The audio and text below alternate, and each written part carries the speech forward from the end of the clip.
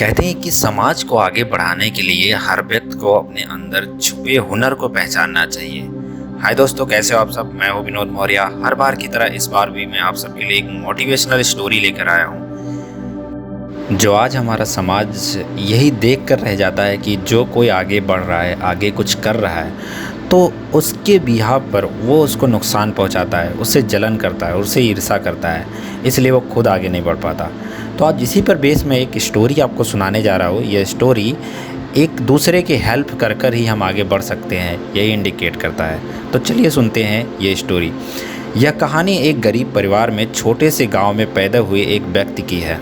उनका नाम लखन है। लखन की ज़िंदगी में इतना संघर्ष था कि वह बहुत मुश्किल से 8वीं कक्षा तक की स्कूल की पढ़ाई कर पाया था। 8वीं की परीक्षा उत्तीर्ण करने के बाद उसने शहर जाने का निर्णय लिया। शहर जाकर लखन नौकरी ढूंढने लग गया। एक बार उसने अखबार में एक नौकरी के प्रस्ताव के बारे में पढ़ा। वह जॉब ज़्यादा बड़ी नहीं थी, लेकिन उसके नज़रिए से उसे वह जॉब पसंद आ गई थी। लेकिन बहुत सोच विचार किया और फिर डरते डरते उस नौकरी के लिए प्रार्थना पत्र दे दिया। उस अखबार से लखन उस दफ्तर के पते पर पहुंचा। वहां पहुंचकर उसने देखा कि वहाँ पर जॉब के लिए बहुत ही बड़ी लंबी लाइन लगी हुई थी। कुछ देर बाद उसका इंटरव्यू का नंबर आया। इंटरव्यूअर ने लखन से खूब प्रश्न किए। उन्हीं में एक इंटरव्यूअर ने लखन से पूछा, क्या तुम्हारे पास ईमेल आईडी है? लखन तो गांव का बंदा था, उसे पता ही नहीं था कि ईमेल आईडी होता क्या है। फिर लखन ने उस इंटरव्यूअर से कहा, जी मेरे पास ईमेल आईडी नहीं है। फिर उसके बाद क्या होना था? उस इंटरव्यूअर ने लखन से कहा, तुम ईमेल आईडी नहीं जानते? आज के इस टेक्नोलॉजी और मॉडर्न ज़माने में तुम यह नहीं जानते कि ईमेल आईडी होती क्या है? इसके बाद उसने जॉब से निकाल दिया। इसके बाद लखन उस दफ्तर के कुछ थोड़ी दूर चला और फिर उसने अपनी जेब में रखे पैसे को गिनना शुरू किया। उसके पास कुल 300 रुपये थे। उसने थोड़ी देर विचार विमर्श किया और वह वहाँ की मंडी से अपने 300 रुपये के आम खरीदे और उन आमों को गलियों में शाम तक बेच दिया। रात में जब उसने उन बेचे हुए आमों से कमाए पैसे गिनने शुरू किए तो वो 400 रुपये थे। उसे बहुत खुशी हुई। उसे 100 रुपीज़ की 100 रुपीज़ की उसे प्रॉफिट हुआ था, नफ़ा हुआ था। और फिर सोचा कि अब वह रोज़ फल ही बेचा करेगा। अगले दिन उसने उस पैसे से फिर आम खरीदे और उसने बेचने के लिए फिर निकल पड़े। उसको फिर लाभ प्राप्त हुआ। अब लखन रोज़ आम खरीदता और बेचता और अब वह कुछ ही दिनों में उसने खुद ही मंडी में एक छोटी सी दुकान खरीद ली और उसी में आम के साथ साथ दूसरे फल भी बेचने लगा।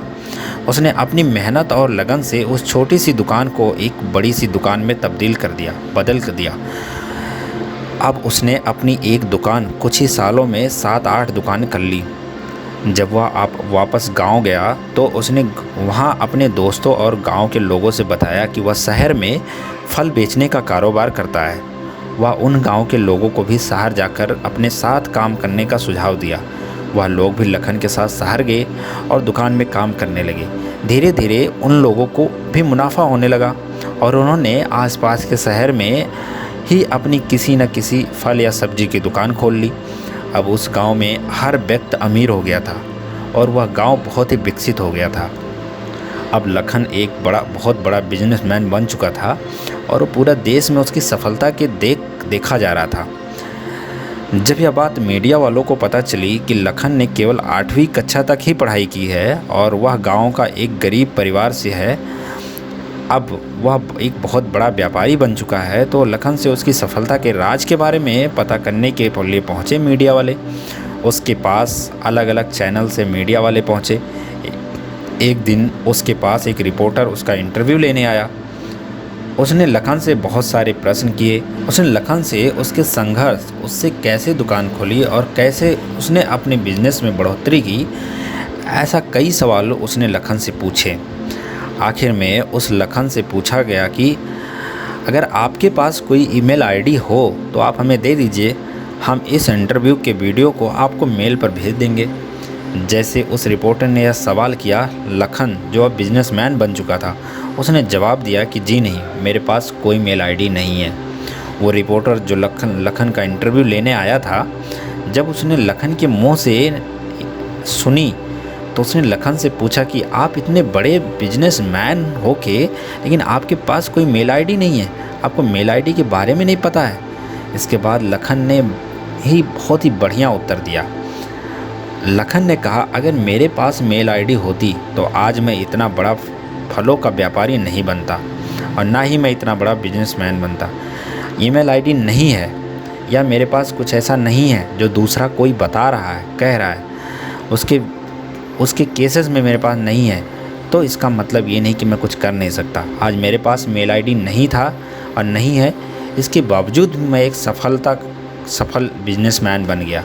यही हमारी सफलता का राज है। दोस्तों, यह छोटी सी कहानी हमें यह सीख देती है कि इस ज़िंदगी में सभी के पास कोई ना कोई हुनर होता है। बस उस हुनर को समझने की देरी होती है और उसको पहचानने की ज़रूरी होती है और उसको शुरू करने की ज़रूरत होती है।